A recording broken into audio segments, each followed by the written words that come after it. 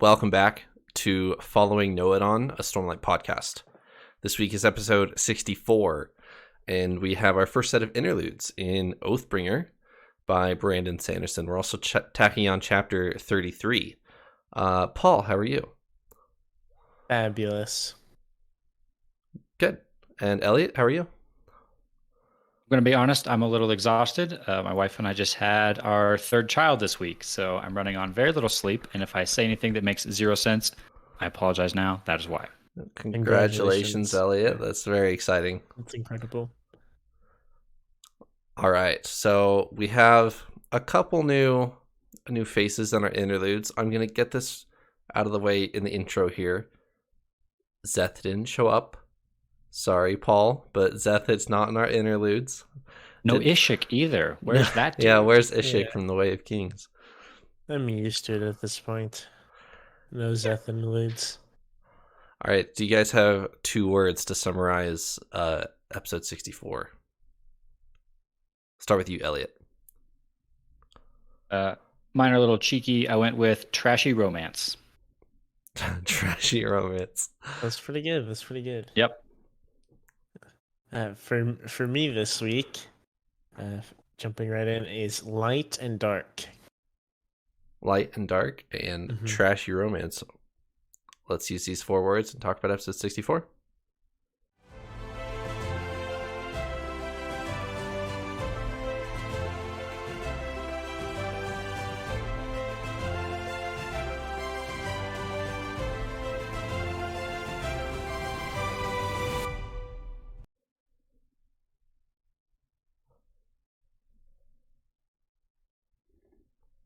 All right, between the two of you, you guys have very different set of 2 words for your... and to be fair, the tone between the 3 interludes are very different as far as each one goes between the rest of them. So let's start with Elliot. Actually, we'll come back to Elliot because I want to talk about that for a second. I'll go on a little rant, but we'll do Paul first. Yes, that makes more sense. As I'm very insightful. So light and dark, I have for a couple of reasons. One is there's just some dark things we've seen in general, like with our Venli interlude, and also with our Jasnah chapter. There's kind of a contrast between light and dark. There's like a lot of good things happening, but there's like bad things going with it, I guess. Hence the dark. That, and then also just kind of the allusion to like light and Stormlight in the first interlude and stuff like that. I thought it encompassed it fairly well. I picked trashy romance simply for the second interlude, and it's a little bit cheeky there. I didn't really feel it was necessarily a trashy romance, but I thought it was pretty hilarious. The little journey our Ardent goes on, where all the rest of the Ardents are trying to worry about these big, important life events. The Everstorm is here. What are we going to do? The world's falling apart. And all she really wants to do is just sit down and read her steamy romance novel. And I laughed like out loud a couple times during that interlude. It was pretty hilarious. So this interlude is really popular in the fandom because it's Brandon Sanderson. He said that it's his critique of like really bad romance novels. He just wanted to put this in just as like a fun piece of like, this is the type of stuff that people are reading and enjoying, and I just don't understand it. So he put in something like that just to kind of make fun of it and prod and poke at it. So it's really funny to me, and I'm glad you enjoyed it too. There was another comment tucked in there that's rather meta, if you will, in that conversation where the Ardent is talking with another Ardent about the romance novel series. That she even makes a comment about how well sequels always have to be bigger, of course. It's like, well, yeah. Yes, that is the expectation, right? And here we are reading a series where each book literally gets bigger as we're going.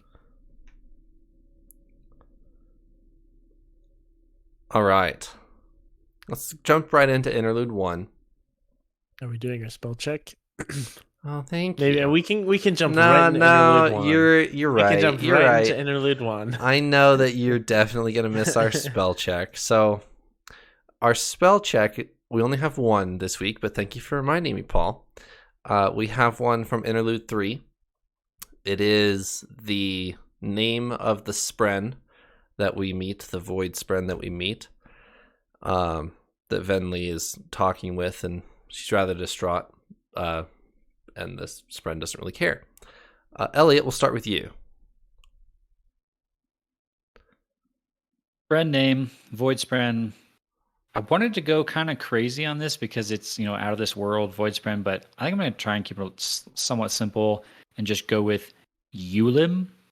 That's the right character, right? It is the right character, and you're fairly close. They just do a soft U or okay. I don't know how to say you're that. Right. You're right. Ulim? Yes, it's Ulim. Yeah. Okay. Ulim. And I went very basic on this, and I'm just basing off of what both of y'all are saying. It sounds like it's more complicated, but we'll give it a go. I went with Ulim as Ulim. Very short and sweet. Correct. You are correct. Let's go. On the money. Let's go. I bet I'll never miss a spell check again in my life. And that's really well, yeah, okay. But I'm glad you stopped us to do that spell check because you wanted to get it spot on. Yeah, I knew. So. I was very confident. I don't miss spell checks often. So. All right. Mm-hmm. Now we can jump into Interlude 1. And we have a lighthouse keeper. His name is Puli. And for anyone asking, or anyone wondering why we didn't put Puli in the spell check, it's because he's the title of the chapter. So Paul would have seen that before, so it's not quite as fun. Yeah. And just before I really talk about this interlude, I don't think we're going to talk about this interlude very long, but what were your guys' first impressions of this interlude? Are you expecting more from interludes at this point? I guess I'll ask because there's really not much to this one. I was digging. I was reading it with that critical eye, looking for, what can I suck out of this chapter to, what nugget of knowledge is buried in here. Yeah, I couldn't find anything. Nothing. A couple of interesting references to the origin and like people wielding Stormlight, but we kind of already know a fair amount about that. Not so much the origin maybe, but yeah, I didn't get much out of this one. Likewise, and I do have to say, I guess I'm a little disappointed. I just really look forward to the interludes, which is fine. I understand they're not always going to be super impactful, and it's like, whoa, this is groundbreaking new information that's going to impact our story somewhere else. That can't always happen. And we've seen, I feel like it's steadily kind of decreased on average on the significance. And we more so see just like general perspectives from other places, or just random things like our romance novel. But we did have an exciting interlude with Venli. But I almost think of those interludes that are happening now, like the significant ones, as kind of like, okay, that could have just been a chapter, honestly. Like the interludes, I feel like have lost some significance, which I hope that kicks back up. But just with how our stories progress, there's like less wild potential with interludes, I guess. So I will say this about this interlude. There is certainly reread potential for people who know more about the Cosmere than you guys do. However, it's going to be quite a while till you guys put those pieces together. You have to know a lot before you can figure out what exactly and why this interlude is here. Because it has to do with geography and stuff like that. So like where he is on Roshar is important, and talking about the origin, like that type of thing is important, but you have to know quite a bit before you can really get stuff out of this interlude.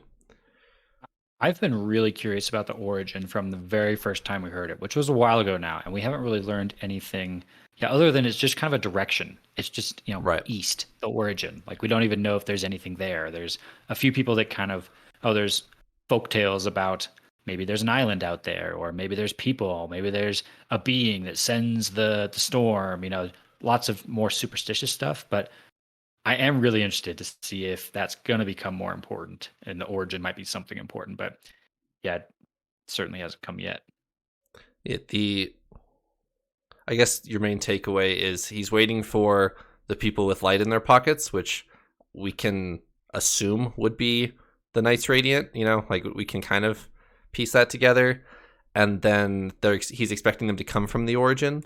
So maybe there is something at the origin that has to do with our Knights Radiant. That's pretty much all you can draw from what we know so far. So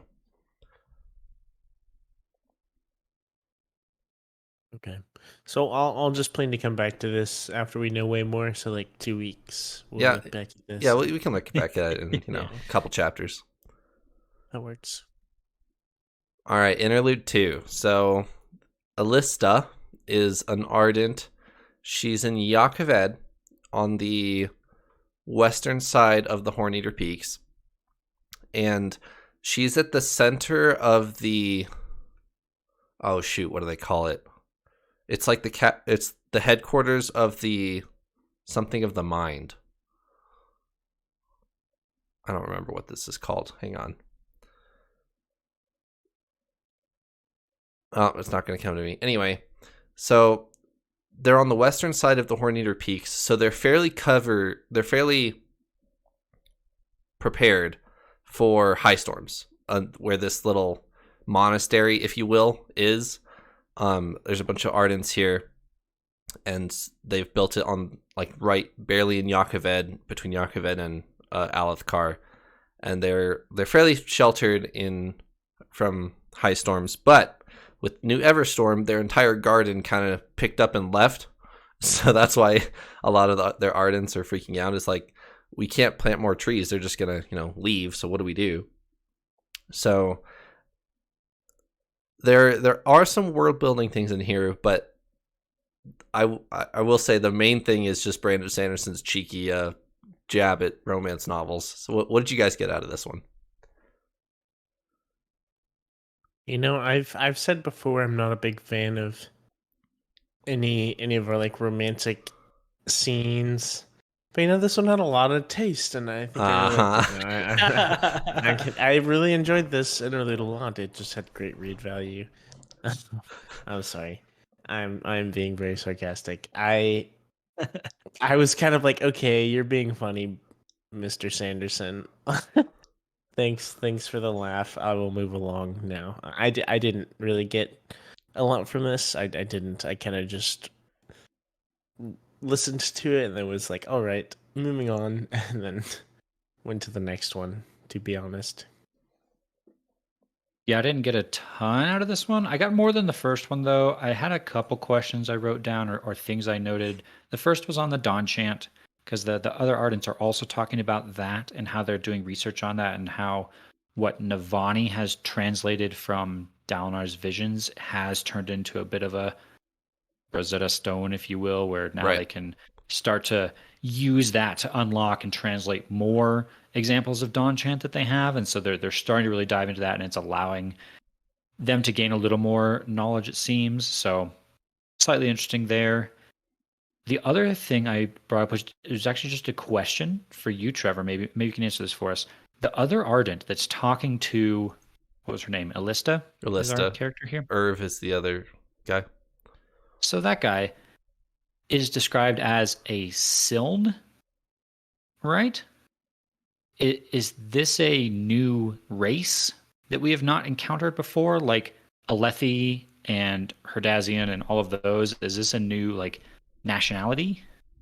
It's a city. Silenesin is a city. It's really close to where they are. It's in the foothills of Yakoved. So it's just really stating he's a Lethi, or he's from Yakoved, or he's from Kholinar. He's Siln. He's from Silicin. Is a city. Got it. That's helpful. I could not figure out what that was referring to. Yeah. That was it, really. So yeah, you are correct that Navani's interpretations of Dalinar's visions is Rosetta Stone is a good word for it, because they're using what she's using what she's pieced together to kind of create a dictionary or an alphabet, if you will, and then they can interpret from there. So one thing that is important to note, that they do believe her that the Dawn chant is translatable now, and they are going from that. However, they throw away all of her actual content. They don't believe in the actual visions themselves. They're just using her transcriptions as a footstone to, translate all this Dawn chant stuff that they have. So they don't actually believe that Dalinar is seeing visions from the Almighty. It's just, oh, you conveniently gave us the alphabet of the Dawn chant.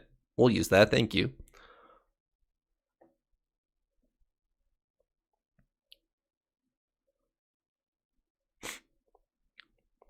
Do you guys want to know if she ends up with Sterling or the other guy in her novel, or do you guys not care?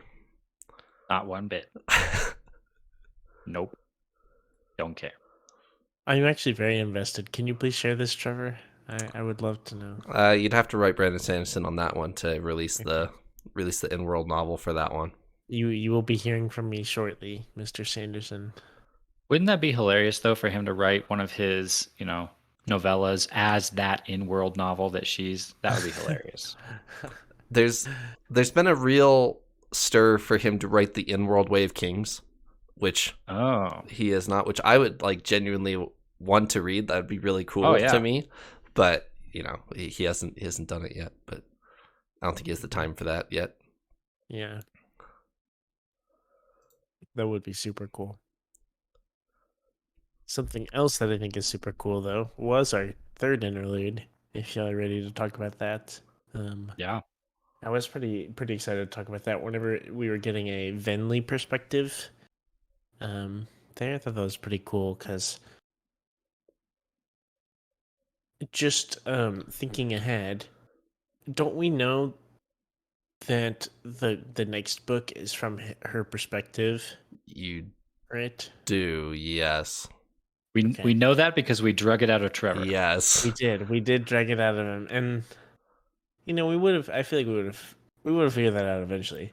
But it's made me curious to see more from her perspective now, and see what's going on, to kind of think about what may happen down the line. And that is very far down the line, because we're just one part into Oathbringer, which is pretty lengthy. But I thought it was really cool to see, and I was pretty shocked that Eshonai was actually dead here. I was going to start with that. So you guys were both convinced at the end of Words of Radiance. It wasn't even a question for you guys that Eshonai was alive, because you're like, oh yeah, she's wearing shard plate, she's in storm form, couple 100 feet drop, she's totally fine. She'll get up and walk away. She was fine, and then she drowned in the Everstorm high storm waters. So she is dead, or at least as far as we're fairly certain she's dead. They pried her armor off of her dead body, so we're fairly certain she's dead. Yeah, this definitely was a shock for me. I guess I would defend our assumption in that she didn't necessarily die from the fall, and she was just, I guess, incapacitated and then drowned in the flood. But yeah, I'm still very surprised by this.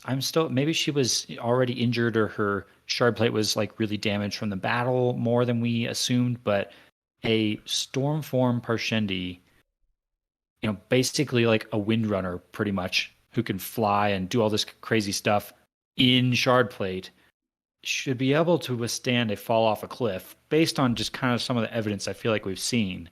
But yeah, maybe it was damaged. Maybe there was more going on here. But I was very surprised reading this chapter that Eshonai is dead, and as far as we know, gone at this point.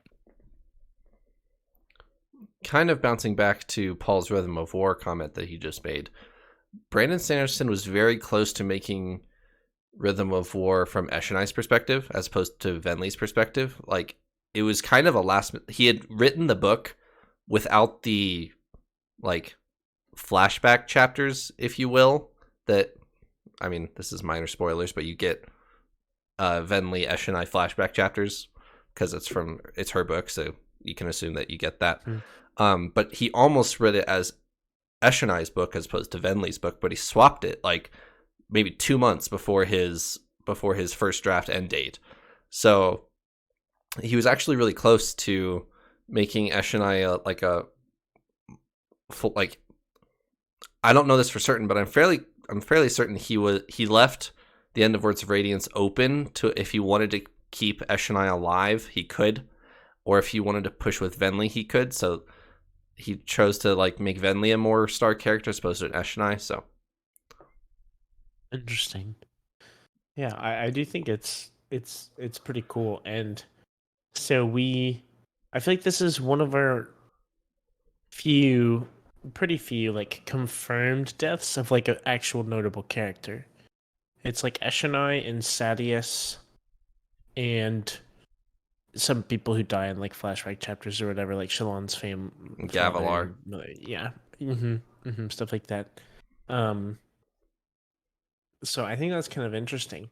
And I'm curious on if there was more to that, or like later if we may see like more from Eshonai's perspective of how she died, because I don't remember fully the like description, and I know it wasn't like, oh, they saw her eyes were like burnt out like it was a shard blade, but it made a point to like point out how her eyes were, and I assumed it was like something happened more so than just like, oh, she drowned.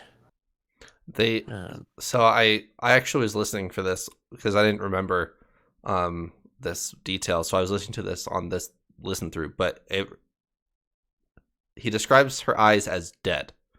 They lift her faceplate and her eyes are dead. So they're not burned out, they're just unresponsive.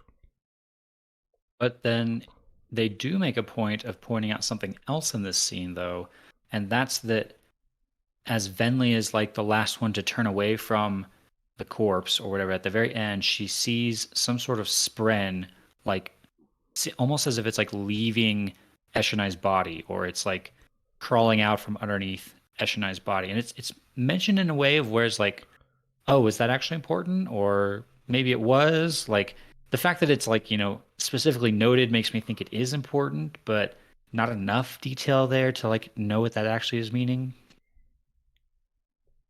It's just an Eshonai spren. Apparently. Makes total sense. It's just an Eshonai spren. Yeah. And there's no Eshonai there anymore, so it's no longer like attracted to that, right? So it's gonna go find another Eshonai. Then I'll take this a step further. So I'll take this a step further here, that Venli assumes that, so you know how Spren are like the embodiment of an idea, kind of. Venli up until this point has thought Eshonai was alive, and so now Eshonai is dead. Venli accepts that, and then a Spren kind of goes, like leaves. Mm-hmm. Interesting. We also know that the Parshendi have to like capture a spren in order to change forms, right? Like there's a spren involved in that transformation. Yep. Like perhaps like when the Parshendi dies, that spren gets released or something like that. But I would assume that would have happened when she died, not when Venli stood there. So I'm not sure. It could have been freed and then was just hanging out next to Eshonai for a while, but maybe. Any more takeaways from our interludes before we jump into part 2 of Oathbringer? One more thing on this interlude. Our voidspren guy, the guy we named at the beginning, Ulim, yeah. I noticed something interesting about him. It's specifically pointed out that he has to like jump from surface to surface. He's described as like a bolt of electricity or like a zap or something like that, but he like runs along the chasm wall and he has to like jump to their hands. It seems like he's tied to physical matter, like he has to stand on something, which is very different than kind of our understanding of a lot of other Spren, like Wind Spren or Syl. Syl just kind of floats around and, ignores the world around her from the most part. This guy seems to be tied, have to stand on things. I noticed a parallel from that to the Spren that Kaladin talked to when he's with the awakened Parshman. Yep. Right? There's the yellow Spren that's there described. He notices when he talks to her that she, like this pillar of earth, rises up underneath her for her to meet so she can stand on it. Yep. This has now become a bit of a it's more than a coincidence now. It's a bit of a theme with these guys. They seem to have to stand on something. Why is that important? Void Spren are more tied to the physical realm than like Radiant Spren, I guess is what you're trying to say. Right. And put that in question form. Like, is that the case? Are they tied to the physical realm? Is there something else kind of weird going on here where they're not as free to move about as like an honor Spren? Or, I mean, I guess Pattern's kind of tied to, he's always like in something, he has to be on something, so maybe not. But curiosity in these new Void Spren. And you could even use the same logic with the Unmade, right? The Jasnah was way more... No, not Jasnah. The other one. The Midnight Mother. Is that... Wait. Ray Shapir. Thank you. Ray Shapir. Yeah. Yes. It took me a little while to remember that. Yeah. Ray Shapir is way more in the physical realm than we've ever seen either, so... Mm-hmm. And I just made a connection whenever you mentioned Pattern, which this isn't guaranteed, but okay, so thinking of some of the rules we've thought of with our Spren, or the realm of the Spren, so we know that there are different kinds of Spren. There's kind of the like honor Spren, there's the cryptics, there's... I forgot, was there a name for Wendell's group or something? I thought there was Cultivation Spren? Something like that, or... Anyways, there's different kind of groups, right? Like Syl doesn't like the cryptics, things like that. But with our Knights Radiant, right? There's 9 of them, and each one kind of shares a quality with another Knight Radiant order, and stuff. And I'm wondering if the kind of being bonded to a physical surface is something that the cryptics have in common with these Void Spren, and maybe they do other things or whatever, but it could be just kind of like a similarity in the Spren world that they have, and the cryptics have been known to be kind of shady, I guess. These lie Spren, that's not anything super significant, but that's just kind of where my mind went whenever you mentioned Pattern being physically on things. And yeah, every time we've seen these Void Spren, it seems like they are. Although, previously, this is the last thought I had about it. With our Spren, who, the first Void Spren we saw, that when she walked, it was like there was kind of like a pillar underneath her.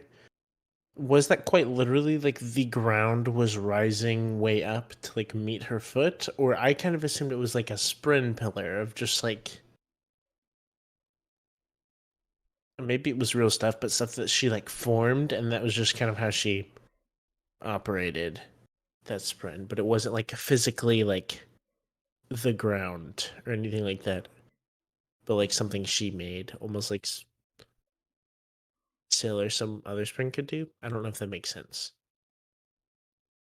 Yeah, I'd have to go back and read it. My recollection is I think more in line with you, where I was thinking that was imaginary matter, or Mm-hmm.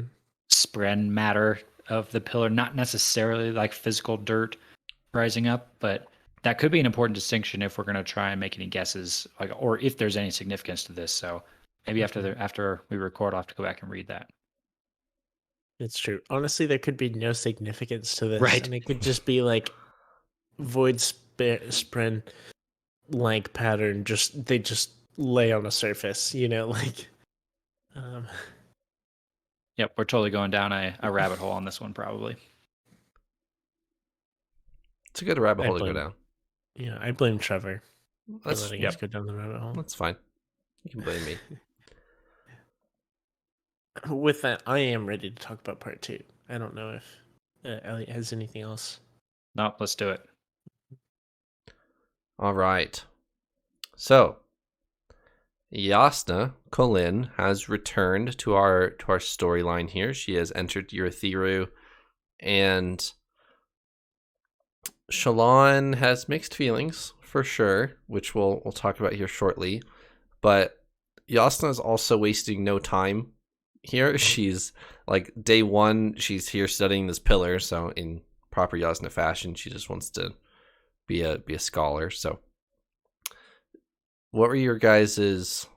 Well, I'll ask you this first. Shallan kind of had a sweet, like a nice sweet spot for herself here. The only like really notable female Knights Radiant like set up in Urithiru. She was making a good name for herself for like with the Colins and stuff like that. And here comes Jasnah back to tell, you know, everybody what the clumsy young girl that she used to be, like who that was. So now she's has to go back to being a word is escaping me. Thank you. Jasnah's ward. And she doesn't really like this. So I think that showcases a bit of her development, because just thinking about what we know about Shallan, like whenever she first came onto the scene, it was like the goal was to be Jasnah's ward, and now she's so like beyond that of like, oh wow, like it was so fortunate she became a ward. Now it's like, wait, no, I'm not going to be your ward, like even for Jasnah, you know. Which I think that's just a cool little side note, I think. It shows how far her confidence has come, for sure. She started off, just like you said, Paul, just trying to get to be a ward, and now she's disappointed by the fact that she's still a ward. Like she feels like she's ready for so much more. And I think based on what we've seen of her, it definitely feels like she is now a contributing member of the newly founded Knights Radiant at this point. But maybe she's gonna have to earn that a little bit in Jasnah's eyes, perhaps, since Jasnah hasn't seen any of what we've seen. right. When we first met Shallan was excited to be in the same room as Jasnah. Yeah. And now that Jasnah's back, she's like, oh, dang it. You know?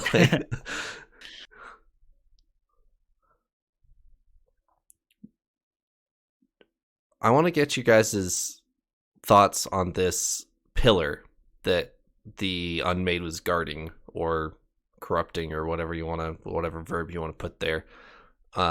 In the library down here, there's this huge, it describes it as a 20-foot tall pillar, and all 10 types of gemstones are like infused into this pillar.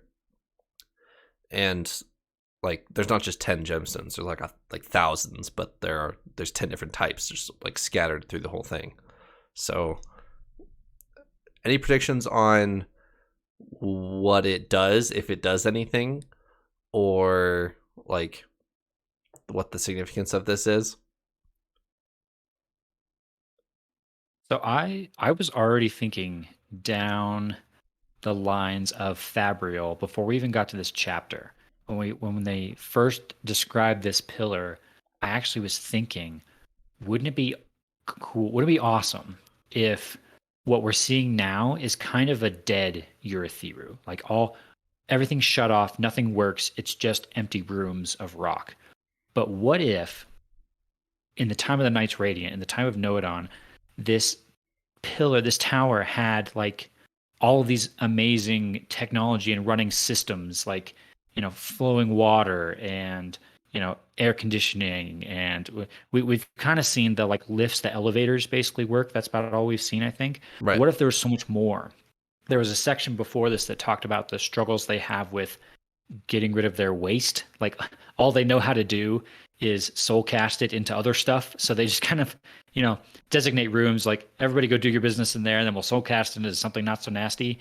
Like what if there were Fabrial powered systems to do everything that like you and I are used to? Lights, air, heat, like all of these things that we know Fabrials are slightly like kind of leaning towards that sort of technology. What if all of that is there in the tower? It's all powered by like this one Fabrial down in the basement. Like this is the generator that powers the entire city. Perhaps. All of that's kind of like a far-fetched, you know, we're going a little crazy here, bridging maybe into like some sci-fi stuff. But I think the Oath Gates have inspired me a little bit. Those are very sci-fi, like Yeah. teleportation and all of that. We've now stepped into a whole new realm of possibilities ever since that's been a reality. So now my mind is like, oh, what if, what if, what if? This could be like the fabric that powers all those what ifs, maybe. And just jumping on there real quick, that Dalinar has mentioned a couple times in this book so far how cold the tower is and how like it kind of feels unlivable, where you have to be like in the center of the tower to feel even remotely warm, and the rest of it's like super cold because you're on the top of a mountain. So that would fix that problem for sure.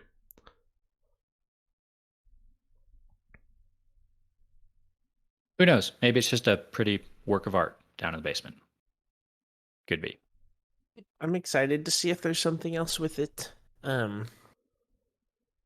I guess I didn't give it too much thought, honestly. I could see what Elliot was saying would be super cool if it was kind of like a source of power that they could utilize in the city, or even if it was something significant with the Knight's Radiance or anything like that. But yeah, I honestly didn't give it too much thought. So I don't know. I like the idea of it being that, but also if we went on this kind of like couple chapter journey of like, oh, let's figure out what this is and stuff. And then it's like, whoa, this powers our city. I would be like, okay, cool. Can we go back to something more significant now? Like, that would kind of be my thoughts with it, to be honest. Like, okay, nice little, I guess, side note. Cool. So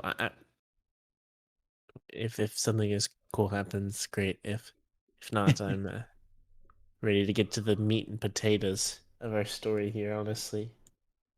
I just want to mention, before we do move on to some interesting, maybe one more interesting thing at the end of this chapter, on the whole Fabrial thing, we do actually learn a little bit about Fabrials here that I feel like we hadn't learned before. We'd kind of been hinted at before, but Jasnah spells it out very clearly to Shallan here that Fabrials are powered by captured Spren. Like they've trapped a Spren inside the gemstone, and that is what powers whatever that Fabrial is doing. And Shallan actually like has a little bit of a problem with this. She's like, well, hang on, wait, we're capturing and imprisoning Spren. You know, she's thinking of Pattern, who is to her a person, right? Right. You know, someone she talks to all the time, and thinking of him being trapped in a gemstone for the rest of his life. And Jasnah kind of comes back with, I think she's referencing the discussion we've kind of heard before about there's different levels of Spren. Yeah, like Paul, I think you were talking about this earlier. There's your higher Spren, if you will, and then there's more of like the maybe animal type level Spren. And so Jasnah kind of just compares it to, well, you hitch a plow to a cow or a chul, I suppose, in this world. And that, you know, so she has no problem with, you know, using a whatever Spren to power her Fabrial. But interesting little kind of inner workings of the universe glimpse there that, yeah, maybe that'll become more important later. Maybe it won't. If you actually compare this to the interlude we just read, or just previous to this, the Parshendi have gem hearts. Like they have a gem heart, and Venli has an interesting line that the humans used to like carve the dead Parshendi open to get the gem heart out, and that's why they don't touch their dead, because they think it's sacrilegious or whatever. And so there's something kind of similar happening there, is they have a gem heart and then they use a Spren to change forms. So what, like, they had to accept a Spren into their gem heart during the Everstorm, like that storm Spren, to change forms. So there's kind of a similar thing happening there too. Yeah, this interaction between Spren and gemstones and powering things or creating powers or enabling abilities based on like types of Spren or all that is very interesting. And I feel like we need to learn more about the Spren and their world before we can unlock what it all means. But it's all going in my massive list of notes and questions for sure. I feel like we're boring Paul. He just wants plot, and we're talking about He's gonna yawn. Fabrials and Yeah. This is kind of what I was expecting a little bit in the middle of their book is like, okay, it can't be extremely like relevant, exciting for like 1,200 pages fully. right. And this is neat stuff, but it's like, okay, this is our filler. I'll wait until we get to like part 4 or whatever again, you know? Yeah. Just being honest, I do hope it picks up a little bit because I feel like there are so many big things at hand. And it's like I don't want to just ignore those for like 2 parts to add a lot of length and then come back to them, I guess. That's been my biggest fear with this is like, okay, is it gonna be just really slow for 2 full parts? I guess we'll have to see. So far, it was just interludes. It's interludes, so like that's nothing too bad. And chapter 33 was pretty exciting. We had Jasnah, so it's definitely not bad. I'm not bored yet. All right. Just one more topic before we close this episode. Elsecallers, or we learn more about like a specific Knights Radiant here. We knew that Jasnah was an Elsecaller, but Jasnah gives us way more information than she ever really has. She's always been kind of, don't really talk to me about my powers at the beginning of Words of Radiance because, she didn't. Shallan has just stolen her Fabrial, her fake Fabrial, and so she didn't. She was certainly keeping Shallan at arm's length, but now that they're Urithiru, everyone and their mother is a Knights Radiant, so she gets to kind of go into more detail about what she can do, and she says that Elsecallers, more than other Knights Radiant, are tied to Shadesmar. And she says that all of the Knights Radiant are do like touch Shadesmar with their Spren, because that's where the Spren are from, but she says that Elsecallers specifically have a closer tie to Shadesmar than most do, so. Yeah, and she explains to a little bit of why it took her so long to come back. She says that she can shift to Shadesmar really easily and quickly, which she does to prevent getting killed. But then coming back, she describes as really difficult. She talks about how she has to find a transfer point, I think is what she called it, like a point where the worlds kind of meet. And so she was spending all this time trying to find that so she could get back, basically. But that answers a little bit of one of our questions about Hoyd, actually. We were wondering, like, how did he know where she was going to appear?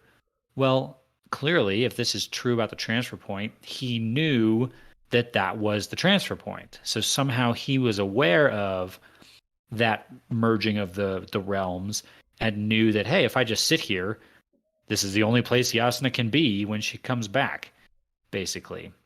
So that at least helps us a little bit there, I think. You can even... Go ahead, Paul. I don't have that much to add. I was just going to say, I hadn't thought about that, like how Hoyd would have known where that transfer spot is, but that's really interesting.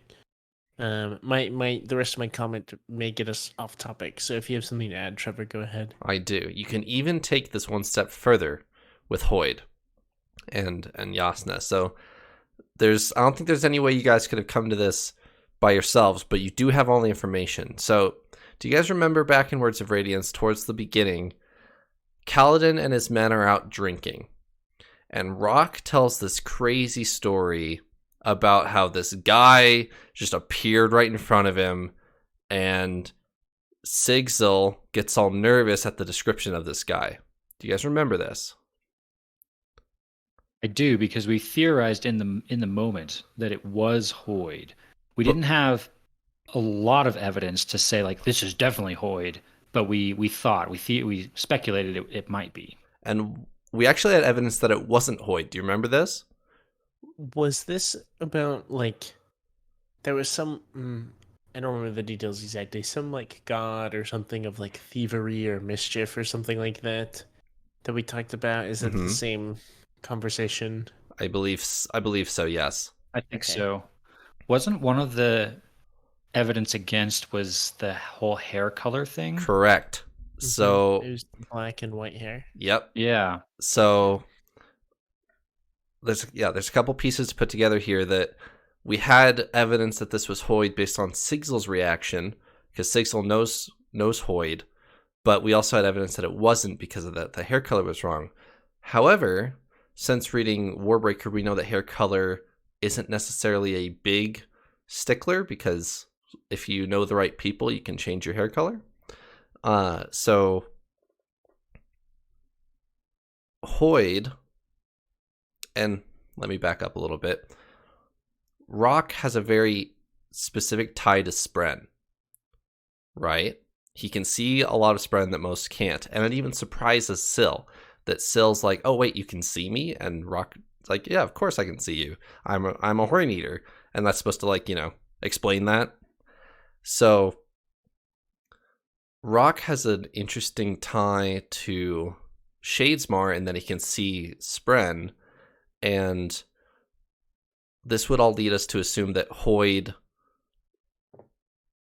Rock lives near that transfer point that Hoid came through, and that's how Hoid knew where Jasnah was coming out of. So Hoid went back there to wait for Jasnah, and Rock has a special tie to Shadesmar, even if he doesn't really know it. He's kind of lived next to that transfer point. He's been closer to Shadesmar. That gives him the Spren tie that he has. Did any of that feel like spoilers, or am I kind of just trying to piece together a couple pieces for you? A little bit. I hadn't realized that. I guess I'm trying to figure out, like, is there one permanent transfer point and there's no others, or do these like move around on a shifting basis? And part of what Jasnah's doing is trying to figure out, okay, where is it now, sort of thing, or is there one thing and it's on top of this one mountain and that's close to where Rock lives? If that was the case, that's new information for sure. I hadn't really associated Rock's location to this place, but yeah, I'd have to go back and reread that discussion a little deeper, but I do remember that before, and that is very, very interesting. I hadn't either, and just honestly, like, I've kind of, like, they made the joke, Trevor. Syl was kind of surprised when Rock saw him, and he was like, "Oh yeah, I'm a Horn Eater," and as if she would just be, "Oh okay, yeah." But that was me. I was like, "Oh okay, like that makes sense," And I've kind of just like discounted it as like, yeah, like the Horn Eaters just kind of see Spren, like it's just what they do, I guess. So honestly, I haven't thought about it that much, and I've never like, I guess, worried about it. That's still kind of an open question for us, right? Whether this is a Rock thing or whether this is a Horn Eater thing. Right. Because he doesn't seem to feel like it's that, special.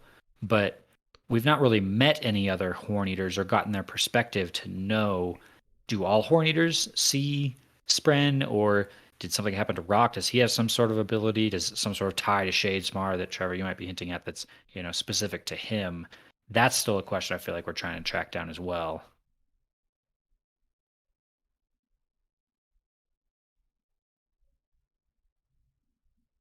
Good stuff. Any more thoughts on this episode in general, or specifically on that?